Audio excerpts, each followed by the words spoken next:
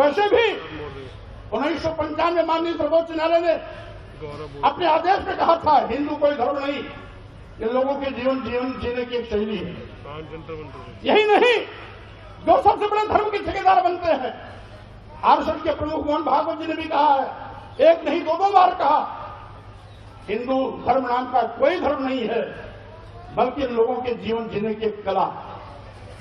देश के माननीय प्रधानमंत्री जी ने भी कहा, माननीय मोदी ने भी कहा, हिंदू धर्म नहीं है।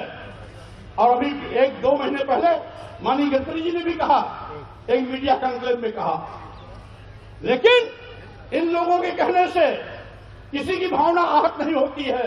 अगर स्वामी प्रसाद मौर्य कह देते हैं हिंदू धर्म नहीं है, बल्कि एक धोखा है, और जिसे हम हिंदू धर्म कहते हैं वो कुछ लोगों के लिए धंधा है। जब हम कहते हैं कि ये कुछ लोगों के लिए धंधा है, तब पूरे देश में भूचाल मच जाता है।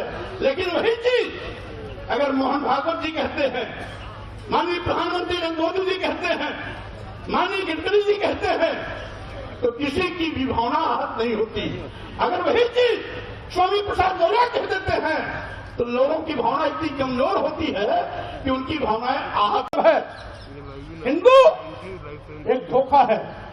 और वैसे भी 1995 माननीय सर्वोच्च न्यायालय ने अपने आदेश में कहा था हिंदू कोई धर्म नहीं, ये लोगों के जीवन जीने की एक शैली है। यही नहीं, जो सबसे बड़े धर्म के ठेकेदार बनते हैं, आरएसएस के प्रमुख मोहन भागवत जी ने भी कहा है, एक नहीं दो बार कहा, हिंदू धर्म नाम का कोई धर्म नहीं है, बल्कि लोगों के जीवन जीने की एक कला। देश के माननीय प्रधानमंत्री जी ने भी कहा, माननीय मोदी ने भी कहा, हिंदू धर्म नहीं है। और अभी 1-2 महीने पहले माननीय गडकरी जी ने भी कहा, एक मीडिया कॉन्क्लेव में कहा। लेकिन इन लोगों के कहने से किसी की भावना आहत नहीं होती है। अगर स्वामी प्रसाद मौर्य कह देते हैं हिंदू धर्म नहीं है, बल्कि एक धोखा है, और जिसे हम हिंदू धर्म कहते हैं वो कुछ लोगों के लिए धंधा है।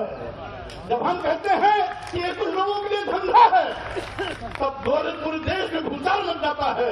लेकिन वही चीज अगर मोहन भागवत जी कहते हैं, माननीय प्रधानमंत्री नरेंद्र मोदी जी कहते हैं, माननीय गडकरी जी कहते हैं, तो किसी की भी भावना आहत नहीं होती।